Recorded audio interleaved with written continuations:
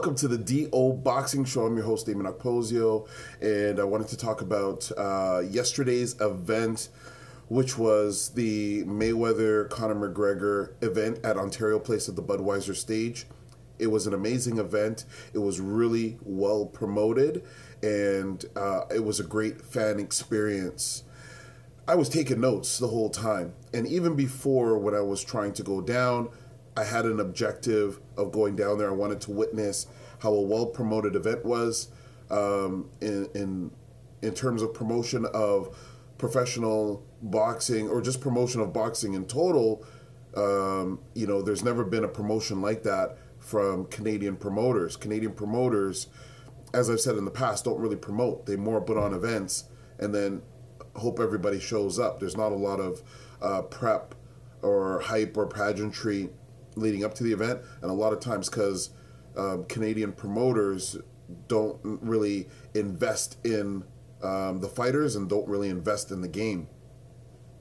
So when it came to this event, it was a great fan experience. I definitely took notes. So from the beginning, this event I thought was going to be run by MLSE, Maple Leaf Sports and Entertainment. I spoke with executives there. They told me that it was being run by UFC Canada. UFC Canada distributed the tickets and the information more towards the martial arts community. To me, okay, that made sense because you could tell it was definitely a pro martial arts crowd that was down there yesterday. But the boxing community, again, fell down because, number one, you know, we should have been more front and center there in terms of representation. But that's a, you know, personal thing, an individual thing between people in boxing. But number two, the boxing media, you know, there's definitely not enough camaraderie around that. Manny Montreal, I believe, was there because he had some photos from the Fight City. Check them out. But you know, there's no communication between a lot of the fight media, Canadian fight media, and again, that there should have been more representation. I tried to get media passes. I didn't even get a response back. I still went down. My intention always was to go down regardless. Thanks to Thomas for hooking me up with one of the tickets for the event. And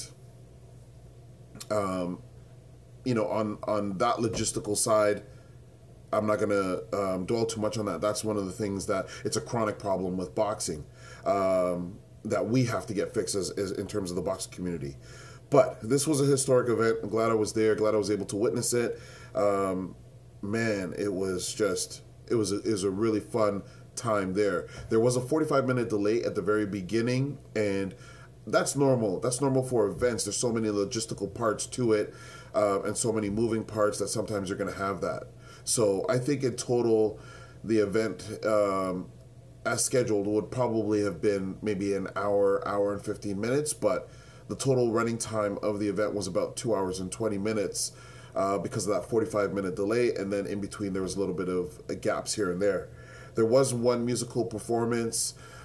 Drake made an appearance to just talk, and you know, there was a lot of celebrities in the background. You could see Adonis Stevenson in the background. So there was some fighters on hand and on stage and in the crowd.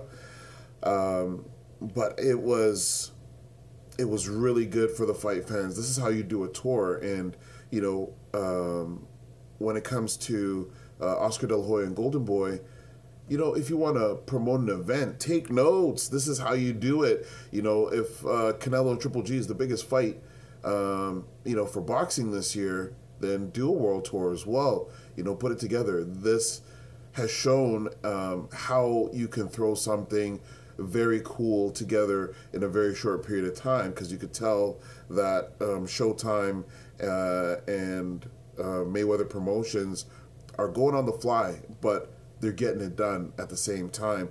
And the reason why I say going on the fly, because you see how they changed the venue numerous times, and that was also to accommodate the fans. It works in their benefit, but they're doing it to accommodate the fans so that they can have more fans. Because originally it was listed that it was Air Canada Centre. Whether that was true or just a rumor, the tour was the advertising of the tour was legitimate. Then they went to the Sony Center, that was confirmed, and then they changed it over to the Budweiser stage, and they had to do that at the last minute.